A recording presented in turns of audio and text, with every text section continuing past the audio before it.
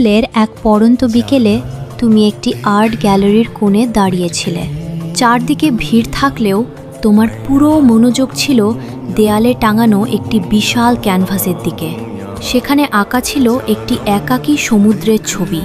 হঠাৎ তোমার পাশ থেকে কেউ ফিসফিস করে বলে উঠল, সমুদ্রটা খুব শান্ত, তাই না?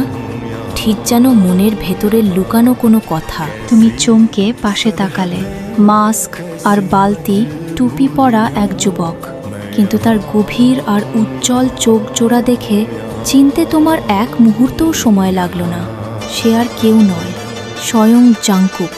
জাংকুক সেদিন ছদ্মবেশে গ্যালারিতে এসেছিল একটু নির্জনতার খোঁজে। তুমি তাকে দেখেও চিৎকার করলে না বা ভিড় জমালে না, বরং হালকা হেসে বললে, শান্ত সমুদ্রের নিচে অনেক বড় ঢেউও লুকিয়ে থাকে। তোমার এই গভীর কথাটি তাকে স্তব্ধ করে দিল।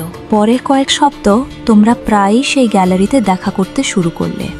কেউ জানতো না এই গোপন বন্ধুত্বের কথা। একদিন বিকেলে গ্যালারির ছাদে দাঁড়িয়ে সে তোমাকে বলল, সবাই আমাকে চেনে আমার কণ্ঠের জন্য, আমার নাচের জন্য, কিন্তু তুমি আমাকে চেনো আমার নীরবতার জন্য। এটা আমার কাছে খুব স্পেশাল। জাংকুকের নতুন ওয়ার্ল্ড ট্যুর শুরু হওয়ার আগের রাতে সে তোমাকে একটি নির্জন পার্কে ডাকলো। চারপাশে চেরি ফুলের পাপড়ি ঝরছিল। সে তার পকেট থেকে একটা নীল খাম বের করে তোমার হাতে দিল।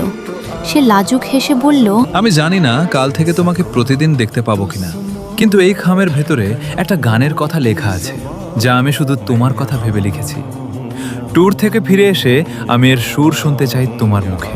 তুমি খামটা খুলতেই দেখলে ভেতরে শুধু একটা লাইন লেখা, সব ভিড়ের মাঝেও আমার চোখ শুধু তোমাকেই খুঁজে বেড়ায়। সে তোমার হাতের ওপর নিজের হাত রেখে শান্ত গলায় বলল, অপেক্ষা করবে তো? তুমি মাথা নিচু করে হাসলে, আর সেই মুহূর্তেই আকাশে আতশবাজি ফুটে উঠল, যেন তোমাদের এক নতুন গল্পের সাক্ষী হতে।